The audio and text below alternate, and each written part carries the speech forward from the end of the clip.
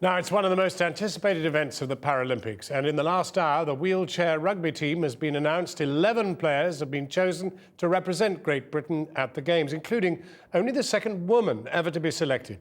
But with the sport originally known as murder ball, the team isn't in for an easy ride, as Katie Razzall now reports. She's on the coach, which means she's in the team. Kylie Grimes is the only woman in Britain's newly unveiled wheelchair rugby squad. Hi, boys. This afternoon, Channel 4 News accompanied some of the players as they left a training session in Stoke Mandeville to head to London for the big announcement. 10 men joined Kylie Grimes in the British team. They all got the call-up yesterday. Coach called. He gave me the good news over the phone. I think I cried a little bit and went yes a lot down the phone. I don't get nervous very easily, but when I got that phone call from the coach, my stomach was doing somersaults. Honestly, it was butterflies. This is the new official team photo. These players have got used to the cameras. Their sport was one of the few to be oversubscribed when Paralympics tickets went on sale. And for good reason. Wheelchair rugby is explosive and exciting. Moves like this one aren't against the rules. Opportunity to score here, up and over now. Most people that I speak to, as soon as they watch it, are absolutely hooked. And I think it's because where else do you get to watch people smashing each other out of their wheelchairs? What is the favourite moment for you on the court? Hitting somebody. Just hitting somebody? Totally taking them out. I'm quite aggressive when I play and I bring a lot of passion to the game. And I just like smashing people up. Car crashes and other accidents put the majority of these players in wheelchairs. Each is given a classification to play. 0.5 means most disabled, 3.5 least. The classification total for the 4 team members on the court at one time can't go above 8 unless one's female. There is an advantage of being a woman. My classification, I'm a 0.5 player, but I can play as a 0 on court. So all the 8 points on court can go to the other 3 players. Of the 11 who'll compete in the basketball arena at the Olympic Park where wheelchair rugby will be played, the veterans of the squad include Andy Barrow and Morrison. Both have 2 Paralympics already behind them. Both times the team just missed a medal. Both men broke their necks playing rugby as teenagers.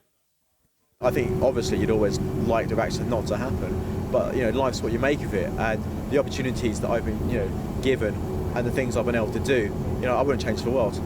Aaron Phipps is the team's new big hope. The only player still holding down a job, he works part-time for Hampshire County Council. He lost his legs and the tips of his fingers to meningitis in his teens. The captain is Steve Brown. He describes wheelchair rugby as a combination of chess-like tactics and full physical contact. He broke his neck falling off a balcony. If things go to plan, by September you might know some of these faces pretty well. They're hoping a Paralympics on home soil will bring their sport to a much wider audience.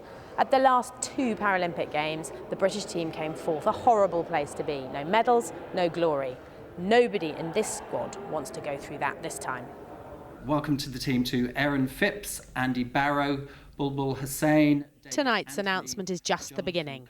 These players are aiming not just for medals, but to showcase their sport to us all.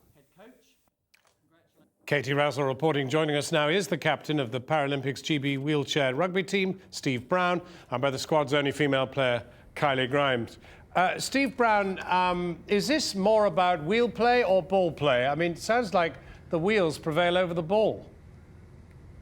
Well, it's a little bit of both, really. You look at the game and there's 2 aspects to it. You've got to be able to control the ball and control the chair. Most sports, it's one or the other, driving a car or playing football. But with this, it really is a combination of the 2. So there's an awful lot going on in the top 2 inches as well as what you actually see happening. Kylie, when the chair goes over, how do you get back up again?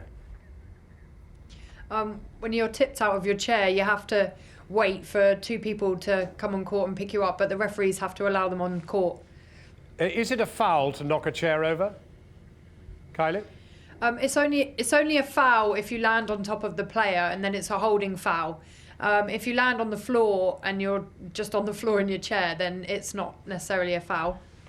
But I mean, the thing is, Steve, you can't actually control necessarily where you land. I mean, why should it be a foul particularly if you have a profound disability, you can't really control where you land. No, I mean, where you land is all up to the person that hits you. You've got no decision over that at all.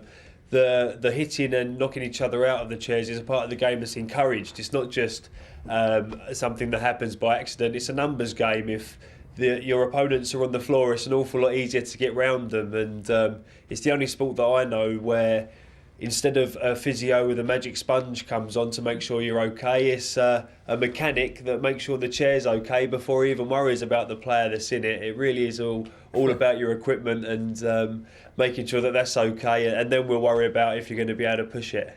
Kylie, it sounds like a human game of pinball. I mean, basically, the ball is now the human, and heaven knows where that ends up. Yeah, absolutely. You know, you've all got to protect the ball, and then whatever happens to you in between that happens. If you take a hit, you take a hit. It's all part of the game, and that's the most exciting bit about it, really. What about a woman in a man's game? Is there any kind of dignity left for you? I mean, or do they treat you like one of the boys? Oh, I get treated exactly the same, you know. I'm one of the guys when I'm on court. There's no treating me any differently. There's no being soft on me. You know, they hit me just as hard as anybody else. And to be honest, that's the way it should be. That's the way I want it to be. And that's what makes it more fun. And Steve, what does it really mean to you to be not only the captain, but I mean in the Paralympics at all? Oh wow, for me this is huge. I've gone full circle from not making the cut at Beijing. I was one of the last players to be dropped, to not make the selection. And then following that, I was asked to lead the Parade of the Heroes when Team GB and Paralympics GB came back from Beijing and went round London. And then to go from leading that parade as representing all the hopefuls that are trying out for London 2012, and now to be captain of the team of individuals that inspired me to be involved in the sport in the first place, going round in that circle and achieving that and being captain of such a fantastic team of individuals is more than I could have ever seen happening for me, especially back then at the beginning of this cycle after Beijing. Well, congratulations to you both, and we can't forget, this is going to be Channel 4's. We're covering the Paralympics. We're the host broadcaster. We'll see you on the pitch. All the best. Thank you. Well, still on sport, right now on our website, you can see Alex Thompson explaining the complex connections behind the crisis at Rangers Football Club. Go to channel4.com/news.